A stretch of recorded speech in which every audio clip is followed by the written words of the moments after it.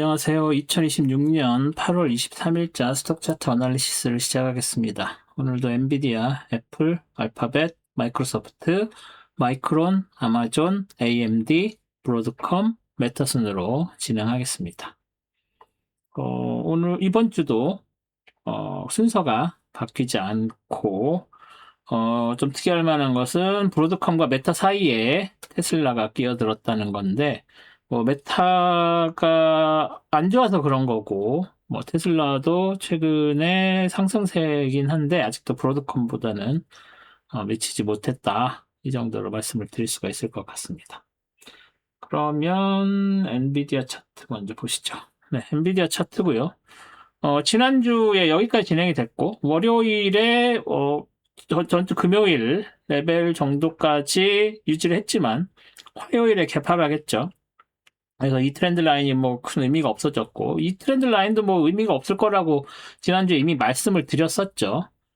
그래서 화요일 도지, 수요일에 밀려 내려왔고, 목, 금, 음봉 만들면서 금요일에는 216.83 의 지지선도 이제 뭐 깨지긴 했는데 걸쳐 있으니까 뭐 깨졌다고 할 수는 없죠. 아직 컨펌이 안 된 상황이지만 뭐 여기서 다시 월요일에는 다시 그 216.83 위로 올라갈 가능성도 뭐 없진 않습니다. 그리고 이게 뭐 크게 특별히 하락세라고 보기도 조금 애매한 상황이고 전반적으로 하락을 보였다고 얘기하기도 어려워서 버텼다는 말도 좀 애매하죠. 어쨌거나 216.83이 지난 8월 5일 이후로 계속 지켜지고 있었는데 그게 일단은 깨지는 조짐이 보인다. 그 정도로 말씀을 드릴 수가 있고, 또 이 213.81이 보시다시피 이 그룹과 얘는 뭐 어떤 그룹인지 알 수 없지만 분명히 8월 3일과 8월 5일 사이에는 8월 5일 사이에는 그룹핑이 다르다는 게 확연하죠. 그래서 이 그룹과 이 그룹을 연결하는 라인이 213.81이기 때문에 213.81을 만났을 때 여기서 확실하게 지지를 받을 가능성이 좀 더 크다 정도로 봐야 되겠습니다. 엔비디아가 그 AI에도 그렇고 대형 기술주도 그렇고 현재는 대장주이기 때문에 엔비디아가 이렇게 빠졌다는 얘기는 아무래도 그 NQ에 영향을 크게 미칠 수밖에 없겠죠. 그래서 엔비디아가 이렇게 빠지는 쪽으로 움직였다. 이게 중요하겠죠. 그래서 뭐 일단은 213.81에서는 지지받을 확률이 크다 정도로, 그리고 다시 올라온다고 해도 뭐 이 위쪽 그 8월 19일 고점을 다시 극복하고 올라가기가 그렇게 쉬워 보이진 않습니다. 여러 가지 매크로 상황이 그렇게 썩 좋지 않아서 그 수요일에 있었던 그 바이백 한도 늘리는 깜짝 발표 이후에 시장이 출렁이었었던 거를 한번 말씀을 드리면 그게 시장에 일시적인 영향을 주었죠. 이따 다른 종목들 볼 때도 그게 차트에 나타납니다. 하지만 대형 기술주들이랑 AI 관련주들한테는 크게 영향을 주지 못했다고 뭐 결론적으로 말씀드릴 수 있어요. 근데 사실 그게 중요하긴 했어요. 그러니까 KPX가 기준금리의 영향을 받는, 그리고 국채 금리의 영향을 받는 그런 부분이 일정 부분 있는데, 그 부분이, 뭐, 엔비디아 같은 큰 대형, 얘네들은 지금 캐시가 굉장히 많으니까, 물론 대출을 받지만, 뭐, 일정 부분 좀 너무 그 이자를 많이 내야 된다? 그러면 그러면 현찰 쓰지, 뭐, 이런 느낌? 그런 거기 때문에 어떻게 보면 크게 영향을 안 받을 수도 있는데, 다른 중소, 특히 세스 그룹들 중에서 투자를 해야 되는, 특히 AI 쪽에 투자하고 데이터 센터에 투자해야 하는 그런 기업들은 매출이 그렇게 훌륭하지 않았기 때문에 지난 몇 분기 동안 대출을 받아서 투자를 해야 되는 상황인데, 이자가 높아지면 그만큼 이자 부담이 커지고 뭐 실적에 굉장히 크게 영향을 줄 수밖에 없습니다. 그래서 그런 부분들이 영향을 주기 때문에 그 수요일에 그 발표에 다시 말해서 그 금리의 영향을 받는 그룹과 안 받는 그룹, 그러니까 받는 기업과 안 받는 기업을 구분해서 좀 보실 필요가 있다 정도로 말씀을 드릴 수가 있을 것 같습니다. 그래서 엔비디아는 그렇게 영향을 받지 않고 오히려 빠져버렸는데 다른 종목들은 이따 보시면 리테일 관련된 기업들은 살짝 올렸다가 내려가기도 했어요. 그래서 그런 부분들을 좀 주의 깊게 보실 필요가 있겠다 하는 말씀을 드릴 수가 있을 것 같습니다. 그래서 엔비디아는 일단 이 레인지 27.232이 고점이 아니라 여기가 고점이 될 확률이 좀 있다. 여기요. 그냥 그려놔도 상관없겠죠? 여기 정도에서 이렇게 이 레인지에서 움직일 가능성이 좀 더 크다라고 볼 수밖에 없습니다. 네, 그래서 엔비디아 이 정도로 정리하겠습니다. 다음은 애플입니다. 애플도 보시다시피 월요일 지난주 여기까지 진행이 됐었고 이 빨간색 라인을 못 넘어가나 했는데 월요일에 금요일 레벨이랑 비슷했죠. 뭐 엔비디아도 마찬가지였고 월요일은 큰 움직임이 없었습니다. 근데 화요일에 갑자기 이제 치고 올라가기 시작했고 수요일에 확 치고 올라갔죠.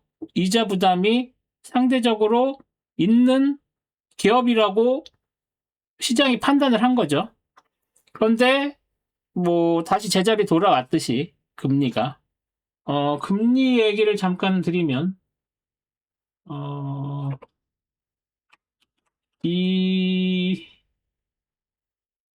이걸 그냥 그대로 보여드릴까요? 여기서 이게 수요일에 이렇게 금리가 빠졌죠. 30년물. 그런데 목요일, 금요일 이렇게 치고 올라갔죠. 요 금리의 움직임을 이따 다른 종목도 보시겠지만 그대로 주가에 영향을 줬죠. 수요일에 그 발표로 치고 올라갔다가 목요일 내려오고 금요일에 더 내려오는 물론 30년물 같은 경우에 한 절반 정도 내려왔다가 그 비슷한 레벨까지 내려오는 그런 모습인데 애플 주가는 그것보다 더 빠졌죠. 그 2, 3일 동안만 놓고 보면. 그래서 그런 부분이 영향을 미칠 수밖에 없었다. 그리고 그런 얘기는 뭐냐면 결국 애플 주식 같은 경우에는 금리에만 영향을 받았지 다른 어떤 요소들의 팩터들의 영향을 받지는 않았다고 볼 수가 있겠습니다. 네, 그래서 애플은 그런 주식인 거죠. 그리고 특별히 애플은 AI에 관련해서도 약간 사이드로 옆에 서 있는 그런 종목이라고 볼 수 있기 때문에 AI 주식이라고 하기도 AI 주식이라고 안 하기도 애매한 그런 거죠. 그래서 그런 영향으로 주가도 이런 식으로 움직였다. 전체적으로 보면 316.94를 못 넘어섰다고 봐야 되고 하한선은 300.92 그래서 이 16포인트죠. 16포인트 사이에서 횡보를 하고 있는 걸로 보는 게 정확한 판단이다 라고 말씀을 드릴 수 있을 것 같습니다. 그래서 당분간 애플이 특별한 일이 있지 않는 한 횡보할 가능성이 좀 더 높고 향후 이틀, 3일은 오히려 그 하방 리스크가 좀 더 크다라고 보는 게 맞을 것 같습니다. 그리고 여기서 이런 트렌드 라인 그려주는 거 아니라고 말씀드렸죠. 횡보 시작한 다음에는 네, 이런 거 그리면 안 됩니다. 요런 거 그려가지고 여기서 지지 받겠구나 그렇게 생각하시면 안 된다 라는 말씀 다시 한번 드립니다. 애플 이 정도로 정리하겠습니다. 다음 알파벳 뭐 좀 특이하죠. 지난주 여기까지 진행이 됐는데 월화수목금 거의 뭐 이 340.49에서 349 이 사이에서 1포인트 안쪽에서 이렇게 작은 자잘한 움직임을 보였는데 특이한 건 월요일 저점과 목요일 저점이 이 다운 트렌드 라인을 따라갔다는 거예요. 그러니까 이걸 뭐 이래서 이거는 하락이라고 하지 않을 수도 없는 상황이다. 그리고 지지선은 이 다운 트렌드 라인도 있지만 340.49도 확실하게 지켜진 그런 한 주였다. 340.49가 340.49와 349.00 이게 10포인트인가요? 10포인트 안쪽이죠. 9포인트 안쪽인데 이 9포인트 안쪽에서 이렇게 움직였는데 이것만 봐가지고는 이제 뭐 트렌드고 뭐고 얘기를 할 수가 없죠. 이게 이 상한선 그러니까 349점 9포인트 이거 올라가면 다시 상승 전환이고 요거 밀려 내려오면 하락기인데 이 다운 트렌드 라인 되게 강한 거죠, 지금. 그러니까 내려와도 여기서 지지받을 확률이 높기 때문에 뭐 하방 리스크라기보다는 위쪽에 조금 더 무게를 실어줄 수 있지 않나. 그리고 340.49와 349 이 사이에서 계속 움직일 거라고 보기는 좀 어렵죠. 그래서 아래로 뚫릴 거냐 위로 뚫릴 거냐인데 아래로 뚫리면 여기 굉장히 강한 지지선이 있으니까 위로 뚫릴 가능성이 좀 더 크다라고 봐야 되겠죠. 네, 그래서 근데 뭐 올라가봤자 358.448 넘을 수 있을까?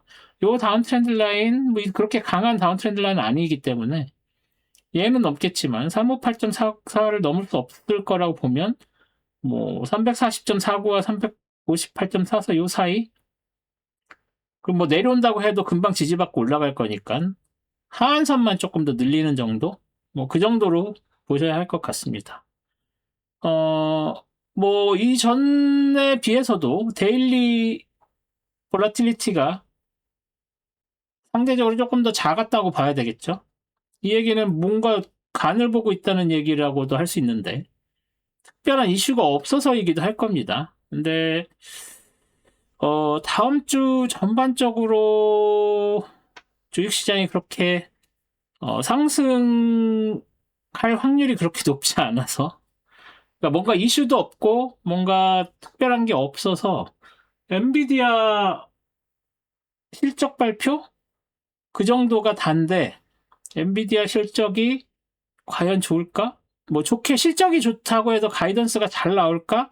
좀 의심스럽습니다. 그게 이미 다 가격에 반영이 됐다라고 하면 할 말이 없긴 하는데 과연 다 반영이 됐을까도 좀 보실 필요가 있을 것 같습니다. 그러면 전반적으로 AI 관련된 주식들이 떨어질 확률이 좀 더 있는데 그래도 알파벳은 요 강한 지지선에서 지지받지 않을까라는 기대를 해볼 수 있다 정도로 정리할 수 있을 것 같습니다.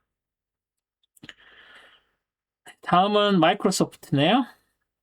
마이크로소프트. 지난주 의외로 좀 빠졌죠. 그리고 나서 월, 화, 수, 목, 월요일에 다른 앞서 세 개의 주식들은 월요일에 큰 움직임이 없었는데 월요일에 훅 빠져서 내려왔고 그게 계속 유지되는 정도? 그 정도입니다. 뭐 특별히 드릴 말씀이 없고 요게 새로운 그룹이라고 했을 때 이 그룹과 이 그룹을 연결하는 이런 선들 뭐 여기까지 올 때까지는 횡보를 하지 않을까 정도로 볼 수 있을 것 같습니다. 뭐 특별히 눈에 띄는 지지선도 없고 특별히 눈에 띄는 저항선도 없죠. 얘를 뭐 이런 식으로 다운 트렌드 라인을 그린다고 하면 닿았죠. 그럼 이거 닿았으니까 다시 내려가나? 그럼 내려간다고 해도 475.20 이거 뚫릴까? 그 다음에 466.32 도 굉장히 강하죠. 이 그룹과 이 그룹을 연결하는 연결선이에요. 얘가.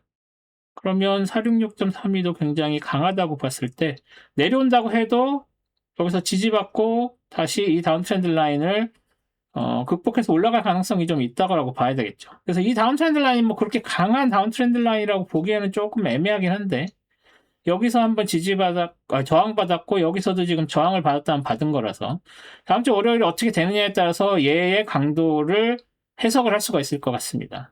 얘가 강한지 아니면 쉽게 뚫리는지 그리고 475.20이 강한지 다시 말해서 저항선이 강한지 지지선이 강한지 요 조그마한 삼각형 내지는 좀 더 내려와서 466.32까지 돼 있는 이 삼각형 얘 빼고 얘도 뭐 지지선으로 작용할 수 있겠지만 얘를 일단 빼고 생각을 한다고 해도 이 다운 트렌드 라인과 466.32 2레벨에서의 누가 강하냐의 싸움 그러니까 하락을 막을 수 있고 지지를 받을 것이냐 이렇게 하락되는 것에서 뚫려서 상승으로 전환을 할 것이냐를 이것을 보고 판단을 내리셔야 할 것 같습니다. 그래서 다음 주에 아까 말씀드린 대로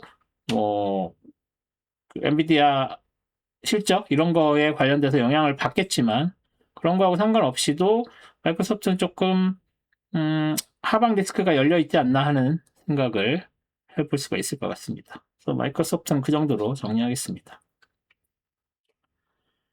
다음은 마이크론. 마이크론 월요일에 오히려 치고 올라갔죠. 뭐 다른 주식들은 대부분 월요일에는 그 전주 금요일에 레벨에서 머물렀는데 치고 올라가서 다시 상승이 세게 올라가나 했는데 저항선에 부딪혀서 그냥 밀려 내려왔고 화요일, 수요일, 목요일에 좀 오르나 보다 했더니 금요일에 갭상승했다가 밀려 내려오는, 그래서 전체적으로는 보합세를 보인 상황이라고 봐야 되겠죠. 월요일에서 올라갔다가 떨어져서 뭔가 하락 같은 느낌이긴 한데 보시다시피 이 트렌드 라인에 지지받고 올라가는 느낌도 있어요. 그래서 지금 이 삼각형 991.10과 트렌드 라인 사이에서 어떤 놈이 센지 보고 상승이냐 하락이냐가 결정된, 뭐 며칠 안 걸리겠죠. 월화 정도에면 결정이 날 거다라고 봐야 되고, 대표적인 메모리 칩 주식이라고 할 수 있는 마이크론인데, 이 수요일에 영향을 안 받았죠. 그래서 이런 부분들은 좀, 고려를 하실 필요가 있다. 그, 금리의 영향을 받는 주식이냐, 안 받는 주식이냐. 물론 금리의 영향을 세게 받아서 다른 주식들, 그러니까 그 주식시장 전반이 하락의 분위기로 가면 얘도 당연히 하락으로 갈 수밖에 없겠죠. 하지만 자잘한 그 금리 충격들에 의해, 금리 시장의 충격들에 의해 영향받는 주식이냐 안 주식이냐는 조금 살펴볼 필요가 있으시고, 관심 있는 주식들이 그런 거 영향을 받았나 안 받았나는 8월 19일 차트를 보시면서 얘는 영향 받는 애구나 안 받는 애구나를 판단을 하시면 될 것 같아요. 이게 어떻게 보면 바로미터가 되는 거죠. 판단의 기준이 되는 거죠. 그래서 그런 면에서 마이크론은 영향을 상대적으로 안 받는 주식이었다라고 말을 할 수 있는 거다. 이렇게 생각하시면 될 것 같습니다. 마이크론 이 정도로 정리하겠습니다. 다음은 아마존. 네, 아마존 주식이죠. 지난 금요일 이렇게 했다가 갭상승을 했다가 월요일에 다시 밀려 내려와서 258.60에서 지지받았죠. 화요일도 도지 만들면서 결국 258.60에서 지지를 받은 모양새인데, 수요일에 얘는 훅 하고 튀었죠. 아마존은 금리의 영향을 많이 받는 주식이다. 얘는 특별히 리테일 관련된 사업 영역이 있죠. AI, 그리고 AWS 같은 그런 클라우드, 그리고 원래 아마존, 그 리테일, 뭐 이렇게 그 크게 세 개의 영역 부분이다라고 봤을 때, 그런 것들을 고려를 하면 금리의 영향을 받는데, 이 금리의 영향은 투자나 이런 관련된 영향이라기보다는 금리에 의한 그 경제의 스티뮬레이션, 그렇게 되면은 매출이 증가를 할 거라는 거죠. 그런 센스에서 아마존은 그 금리의 영향을 받는 주식인데, 이 금리의 영향을 받는 주식이 영향을 세게 받았다가 결국은 목금에 이렇게 밀려 내려오는, 하지만 어디서 258.60에서 확실히 지지를 받은 상황. 지지를 받았으니까 일단은 올라가겠죠. 하지만 얘는 전반적으로 이렇게 내려오는 분위기였고, 뭐 여기나 아직 거기에 닿지도 않은 상황이죠. 그래서 뭐 다시 반등해서 올라간다고 해서 이 다음 트렌드 라인에서 저항받고 밀려 내려올 가능성이 커서 이 삼각형에서 오를 거냐 내릴 거냐, 뭐 여기까지 닿지도 않고 내려간다면 오히려 얘네들이 위험하죠. 여기에서 삼각형에서 어느 정도 갔다가 여기서 저항받고 이 밑으로 내려온다고 하면 248.94쯤에서 다시 지지를 받겠구나 할 텐데, 여기 이 다운 트렌드 라인에 닿지도 않고 그대로 밀려버리면 248.94도 위험한 거죠. 더 밀릴 가능성이 있을 수밖에 없다는 겁니다. 그래서 이게 단순히 이 삼각형 가서 떨어지느냐와 지금 떨어지느냐의 그 미세한 온도 차이는 이 다음에 248.94를 만났을 때 얘를 밀고 내려갈 것이냐, 아니면 여기서는 그래도 지지를 받을 것이냐의 판단의 근거가 되는 겁니다. 그렇게 보셔야 돼요. 그 지지선과 이 저항선이 어떤 놈이 이겼는지를 판단하기 전에 밀려 내려오는 것과 판단된 다음에 밀려 내려오는 것은 다르다. 올라가는 것도 여기서 그냥 쭉쭉 치고 올라가서 이 다운 트렌드 라인을 만나면 여기서 이제 이 다운 트렌드 라인의 강도가 시험을 받겠죠.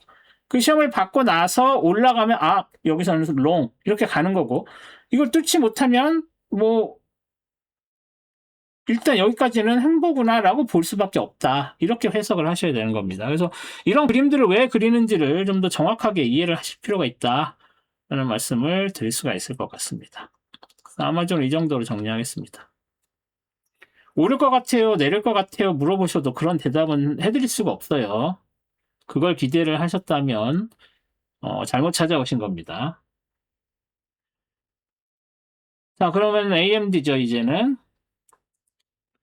AMD 지난주 여기까지 진행이 돼서 확 치고 올라가나 보다 했는데, 그래도 이 트렌드 라인이 있고, 만약에 이 트렌드 라인에 맞으면 여기서 지지를 받을지 뚫릴지가 결정이 될 거예요 라고 말씀드렸어요. 다시 찾아보세요, 지난주 동영상.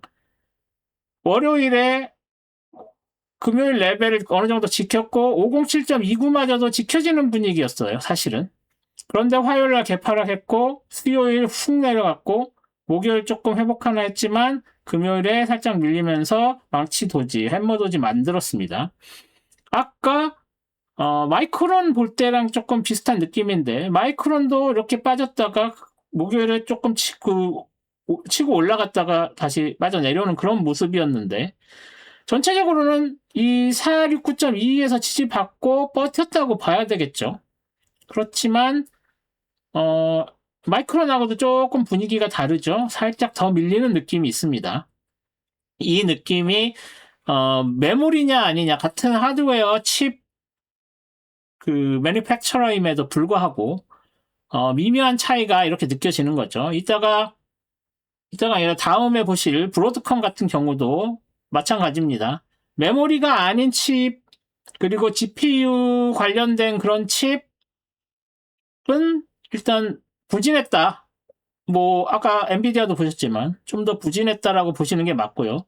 메모리는 그래도 이 GPU 관련된 칩이 아닌 다른 데서도 지금 풍기 현상이 있으니까 메모리는 어느 정도 좀 더 버티고 올라가는 느낌이 있는데, CPU 관련된 칩 제조사들은 밀렸다라고 보시는 게 맞을 것 같습니다. 이 밀리는 게 계속 될 거냐 안 될 거냐는 다른 이야기고, 일단 이번 주에는 그렇게 됐다는 거고, 지금 여기서 보시면 469.2가 지켜지긴 했는데 여기선 저항을 한번 받았죠. 얘가 지금 저항선, 지지선 둘 다 3일 동안 연달아서 쓰이고 있었던 얘기죠. 그러면 일단 469.2는 굉장한 그 기준선으로서 역할을 하고 있다는 거기 때문에, 여기서 갭 하락을 하게 되면 또 여기서 지지선으로 저항선으로 작용할 가능성이 있고, 갭 하락 안 하고 이 위에서 시작을 한다면 얘가 지지선으로 작용할 가능성이 커진 거죠. 그래서 다음 주에는 갭이 어떻게 돼서 어디에서 시작하느냐, 정규장을, 그게 되게 중요하다라고 말씀을 드릴 수 있을 것 같습니다. 그리고 AMD는 어닝이 나왔죠, 이미 8월에. 그래서 브로드컴 말고는 지금 말씀드리는 모든 종목들이 엔비디아와 브로드컴 말고는 2분기 어닝이 다 나왔다고 볼 수 있겠습니다. 그래서 브로드컴은 9월 돼서 나오는 걸로 알고 있는데, 이따가 한번 확인해 보시죠. 아직 확정은 아닌 걸로 알고 있어요. 네. 그래서 AMD는 지금 여기 이 469.2에서 좀 버티는 느낌이 강하다.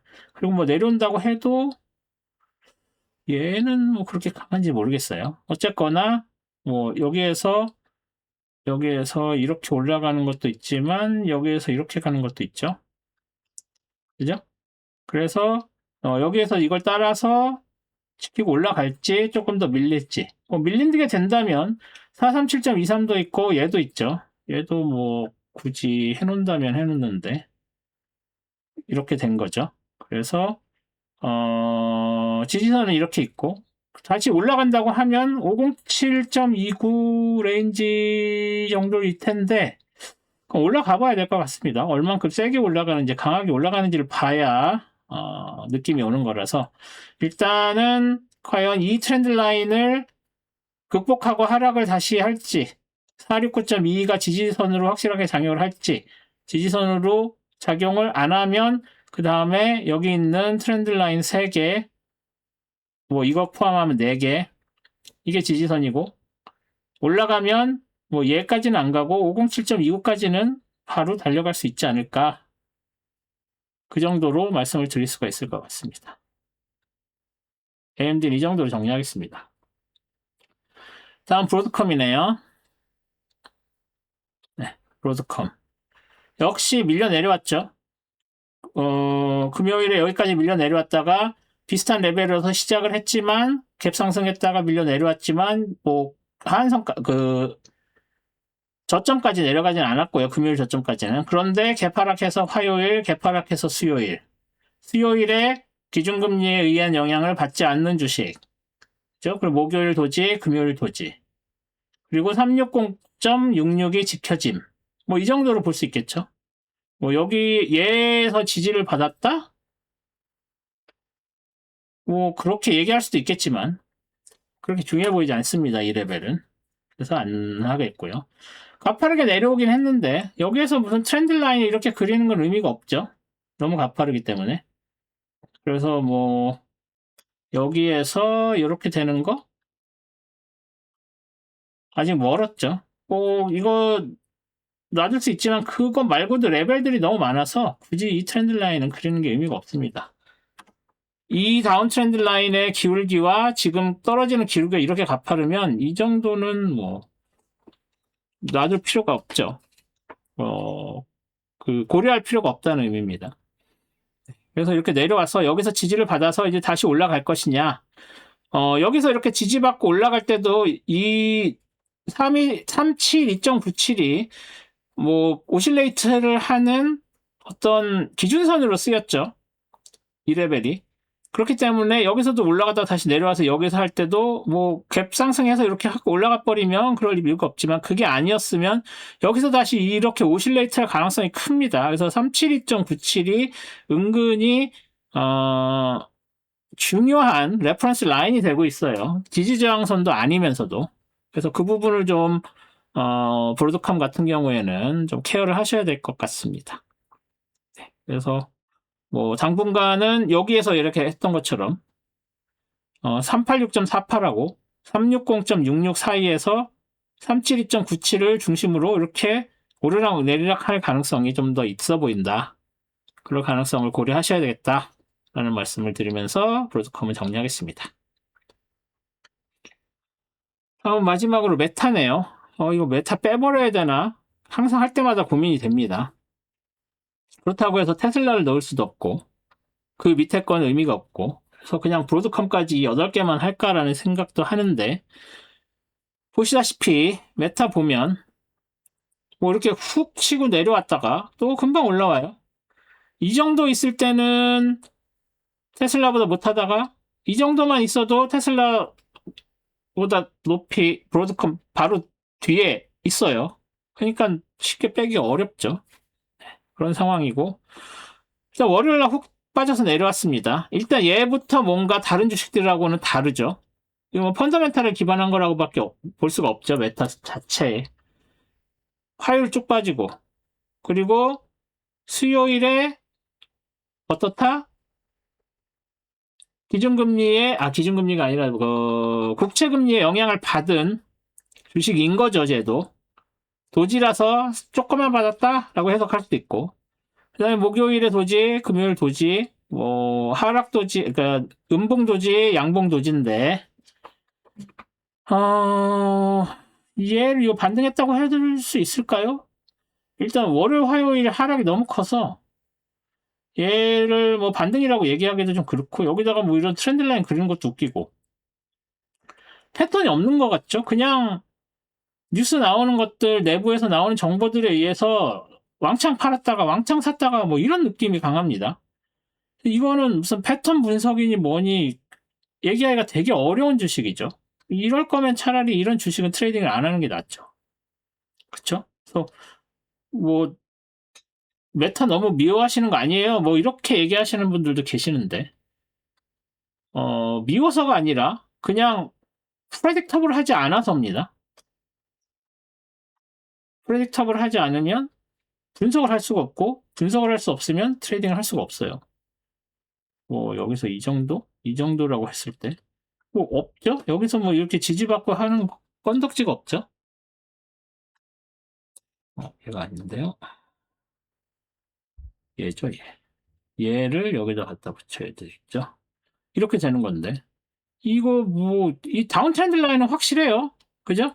이 밑에 거를 어디다가 놓고서 이게 어디서 지지받는다고 해야 되는지, 이건가? 이거 이렇게 해서 해야 되나? 그럼 여기서 이렇게 지지받아서 올라갔다가 이렇게 해야 되나? 뭐, 여기서 지지받았으면 비슷한 레벨에서 지지받았다고 해야 되나요? 여기? 여기서 됐다고 해야 되나? 뭐 더 밀려 내려갔었긴 하지만. 그죠? 근데 심지어 얘는 갭 하락이에요. 그죠? 그래서 이 시작점이 여기가 아니라 이 위쪽이어야지 뭔가 신뢰가 될 텐데. 그럼 여긴가? 뭐 아직 안 내려갔죠? 여기? 이거는 뭐 패턴이라고 보기 어렵죠? 그럼 대충 이 정도인데. 그죠? 이 정도에서 이렇게 됐고 여기서 이렇게 올라왔고 여기서 올라왔으니까 내려오면 한 이 정도. 그게 어디? 520.26이 있는 이 굉장히 중요한 지지선. 그래서 언제 한 9월 2일 수요일 다다음 주 수요일 정도까지는 하락했다가 여기서 또 퓨 하고 튀어 오르나요? 얘처럼 그 정도밖에 얘기할 게 없습니다. 근데 이게 지금 정상적인 패턴이라고 봐야 되는지 이 다음 패러렐 채널에 매우 어렵다. 그리고 여기서 내려가는 이 다운 트렌드 라인 지금 이 점선으로 되어 있는 이 기울기가 얘하고를 다시 그려서 설명을 드리죠. 이렇게 내려온다고 했을 때 여기가 아니면 여기 이렇게 내려오는 여기와 여기와 여기와 여기 다시 말해서 이 라인이 밑에서 올라올 때 저항선 역할을 하고 있어요. 그쵸? 이 라인이 이게 어디서 시작된지는 모르겠는데 여기서는 의미가 없고 여기에서 봤을 때 이 라인, 이 라인, 이 라인, 이 라인. 한때 제가 메타 한 2년 전인가요? 메타는 각도를 굉장히 잘 유지하고 있다 뭐 이런 얘기를 한 적이 있어요. 기억나시는지 모르겠지만 그거 다 지웠는데 이, 이 상승 각도가 계속 이런 잘 자란 패턴들에도 유지됐었던 적이 있었습니다. 그게 2024년이었던 것 같은데 그런 것처럼 지금 내려올 때에 여기에 이 저항하는 이 패턴들이 전체적으로 내려오는 이 다운 트렌드 라인에 맞아 떨어지는 모습이 보여주고 있어서 마치 이 다운 트렌드 라인 하한선을 얘가 상한선으로 놓고 하는 것 같은 그런 움직임이 보이고 있죠. 그래서 이 다운 트렌드 라인, 이거 다운 트렌드 라인이 아니지. 요 레퍼런스 라인이라고 해야 되나? 이 레퍼런스 라인을 좀 눈여겨보실 필요가 있다라는 생각이 듭니다. 요 밑에서 지지받고 올라오는 거랑 여기서 저항받고 내려가는 저항을 일단 받고 뚫려서 올라가는 경우도 있지만 여기서 저항받고 내려왔다가 다시 올라가서 심지어 얘는 아웃라이어죠. 그래서 다시 이렇게 치고 올라갔다가 여기선 저항받지 않고 더 올라갔지만 다시 개파락해서 오를 때는 얘가 또 여기서 저항선으로 잡히고 저항받고 내려왔다가 여기서 지지받고 또 올라갔다가 여기서 저항받고 내려왔다가 얘가 지금 되게 중요한 이 라인과 이 라인이 되게 중요한 역할을 하고 있는 것처럼 보여요. 이게 무슨 의미가 있느냐. 이런 정도의 좀 편이라고 보기 어려운 부분들이 있는데 그래서 적어도 여기까지 오면 저항을 받고 내려온다. 그래서 여기서 다시 매수를 하셨더라도 이쯤 오면 일단은 팔고 그 다음 움직임을 보시는 게 낫다. 뭐 이 정도 말씀은 드릴 수가 있을 것 같습니다. 그래서 메타는 이 정도로 정리하겠습니다. 네, 뭐 다른 것도 있지만 수요일에 있었던 그 베센트의 발표가 한번 시장을 출렁거리게 만들었죠. 그리고 나서 아까 보여드렸듯이 목요일, 금요일 국채 수익률 다시 올라가고 있고, 좀 전에는 30년물만 보여드렸는데, 10년물도 마찬가지죠? 10년물은 좀 덜 올라갔나요? 10년물은 더 올라갔네요. 수요일에 빠진 것보다 더 위로 올라갔어요. 그래서 4.75가 마지노선이네 10년물. 그리고 5.3이 마지노선이네 이런 이야기들을 해요. 그래서 5.3이 넘어가니까 조치를 한 거다. 30년물. 10년물은 4. 언제요? 4.7450까지 올라가서 그게 계속 유지되니까 4.7240 아니다. 하이니까 4.748 되니까 두 개가 그렇게 동시에 올라가니까 이제 깜짝 놀라서 조치를 취한 거다라고 하는데 그 조치가 실패죠. 한마디로 실패. 이틀 만에 다시 캐치업을 해버렸으니. 그렇죠? 그래서 오히려 발표하기 직전보다 10년물 금요일 종가는 더 올랐어요. 이게 월요일에 이제 지속적으로 더 오르게 된다면, 모르겠어요. 지금 이거를 녹화하고 있는 시간이 영국 시간으로 토요일 밤이니까, 미국 시간으로는 금요일 오후죠. 저녁. 그러니까는 일요일 동안 무슨 다른 발표 이런 게 나올 수도 있습니다. 하지만 지금 현재로선 국채 수익률이 계속 오르고 그렇게 되면 인플레이션 확률 또 더 나오고 기준금리 오른다는 얘기 다시 나오고 패드와치에서 나왔던 9월 기준금리 동결 확률이 63%인가였다가 지금 현재 60%예요. 조금 떨어졌어요. 근데 국채 수익률 월요일날 다시 오르면 더 떨어질 거예요. 그러면 또 9월에 기준금리 오른다는 확률이 더 높아질 수 있습니다. 그래서 다음 주에 한번 패드와치의 기준금리 관련 확률 다시 한번 확인해 보실 필요가 있다 정도로 말씀드리면서 저는 동영상을 마치도록 하겠습니다. 오늘도 동영상 시청해 주셔서 감사드리고 구독과 좋아요 알림 설정 부탁드리고요. 저는 다음 주에 또 선물 차트랑 나스닥 차트 들고 다시 찾아뵙도록 하겠습니다. 고맙습니다.